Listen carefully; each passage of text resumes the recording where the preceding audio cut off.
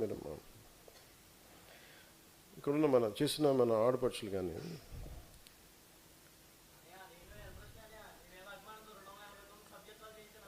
నీ పేరు నేను మర్చిపోలేదు, అందుకనే కదా పిలిచింది.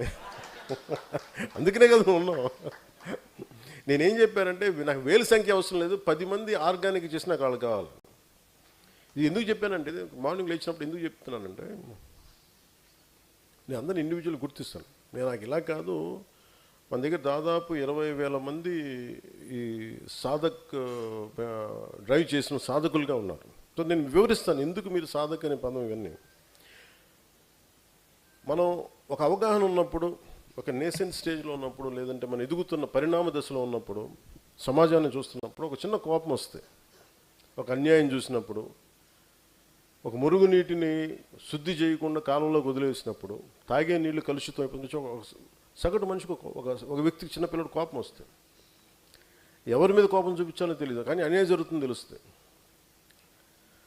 అది కొద్దిగా ముందుకెళ్తే అది ఒక ఉద్యమకారుడి రూపం వస్తుంది. దాన్ని ఉద్యమిస్తాడు, దానికి ఏది వాళ్ళతో మాట్లాడటం లేదంటే ముందుకెళ్ళడం.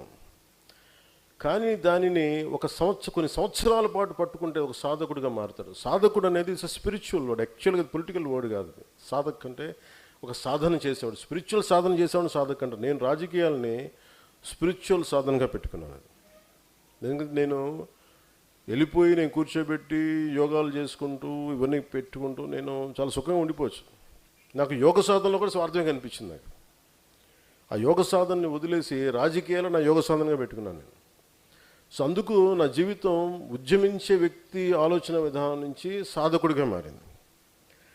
సాధకుడిగా ఒక 12 సంవత్సరాలు నలిగిన తర్వాత, సాధకుడు ముందు ఉద్యమించాను, చాలా సంవత్సరాలు మాట్లాడాను, ఇదేదో సినిమాలో చెప్పాను, కొంత పాలిటిక్స్ చేశాను, కొంత అప్పుడు కూడా రాజకీయ ప్రస్థానం చేశాను, ఉద్యమించాను. ఒక 12 సంవత్సరాలు సాధకుడిగా నలిగాను. ఇప్పుడు నాకు ఈ పరిస్థితి ఏముందంటే, నేను ఇవ్వగలను, నా అనుభవాన్ని ఇవ్వగలను, ప్రదాత, నా డబ్బులు ఇవ్వగలను, నేను కొంతమంది బాధ్యతలు పంచుకోగలను. ప్రదాత అంటే ఇవ్వగలిగేవాడు, నాట్ జస్ట్ మనీ, తన జీవిత సర్వస్వాన్ని. నాకు ఈ 3 స్టేజెస్ కనిపించినాయి. So you are in second stage. అంటే దీనికి మెడల్స్ ఏమి ఉండవు. ఇది మన కోసం మనం చేసుకునే పని. నాకు ఎవరు గుర్తిస్తారని కూడా నేను చేయలేదు. నేను నా కోసం నా నేల అనుకుని చేశాను, నా దేశం అనుకుని చేశాను. అందుకే ఒక ఉద్యమించే మనస్తత్వం నుంచి ఒక సాధకుడిగా మారి 12 సంవత్సరాల పార్టీని ఓటముల మీద ఓటములు తీసుకుంటూ, తిట్లు మీద తిట్లు తింటూ ఇక్కడ దాకా తీసుకొచ్చానంటే ఎంత బలం ఉండాలి మీరు ఆలోచించి, ఎంత తట్టుకునే శక్తి ఉండాలి. నా చేతిలో ఉన్న ఉంగరంకున్న ఈ భగవంతుడు శక్తి తప్ప నా దగ్గర ఇంకేం లేదు. నా దగ్గర కన్నీళ్ళు పెట్టేసుకుంటారు చాలామంది, కదిలిపోతారు, పారిపోవాలనుకుంటారు. మీకు తెలుస్తుంది ఇలాంటి బాధలు ఎలా ఉంటాయి. కానీ నేను నిలబడ్డాను దానికి. దేనికంటే నేను ఒక్కడిని వీగిపోతే చాలా లక్షల మంది నన్ను నమ్మేవాళ్ళు బలహీనపడిపోతారని చెప్పి అలాగే తట్టుకుని ఉంటా ఉండేవాడిని. ఎప్పుడు మాట్లాడే నన్ను ఎంత కన్వీనియంట్గా తిడతారంటే, నన్ను ఒకసారి ఏమో కుల ప్రస్తావన పట్టుకొస్తారు. నేను నిజంగా పూర్తిగా సోషలిస్టిక్ ఐడియాలజీ మాట్లాడినప్పుడు నన్ను ఎవరు అసలు ఇది ప్రాక్టికల్ ఐడియాలజీ కాదండి. మరి ఏది ప్రాక్టికల్ ఐడియాలజీ అంటే నేను కూర్చోబెట్టి కాస్ట్ అంటారు. అసలు నాకు కులాలు ఎంత విసుగు వచ్చేసిందంటే, ఈ రోజున గోదావరి నీళ్ళు మనం తాగాలంటే ఒక్కొక్క కులానికి ఒకలా పనిచేస్తాయా? మురుగునీరు గోదావరిలో కలుషితం అయిపోతుంటే మీకు కూర్చోబెట్టి ఒక్కొక్క కులానికి ఎక్కువగా పనిచేయడం, ఇంకొక కులానికి తక్కువగా పనిచేయడం, అందరికీ సమానంగా, మతానికి సంబంధం లేదు, అందరూ సమానంగా పోతాం ఆ నీళ్ళు తాగితే.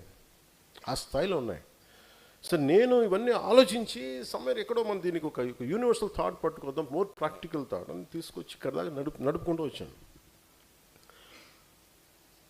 నా మీద ఇష్టంతో బైక్ హారన్లోనూ మనం కూర్చోబెట్టి మన సైలెన్సర్లు పీకేసి బైక్ సౌండ్ల దగ్గర నుంచి వచ్చే యువత ఈ రోజున బాధ్యత గల నాయకులు అయ్యారు చాలా నియోజకవర్గాల్లో.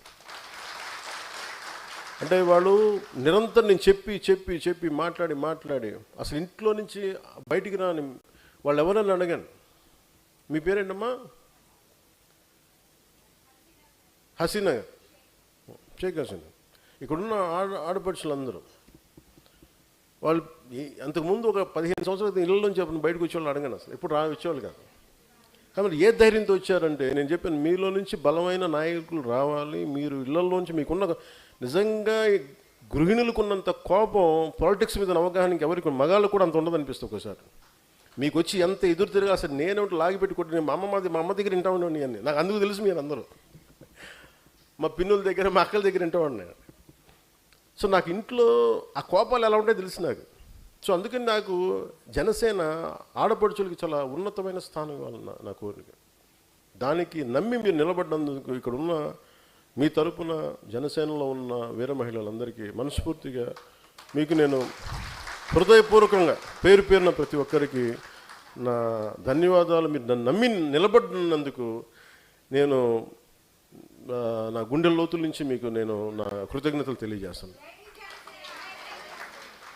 అంటే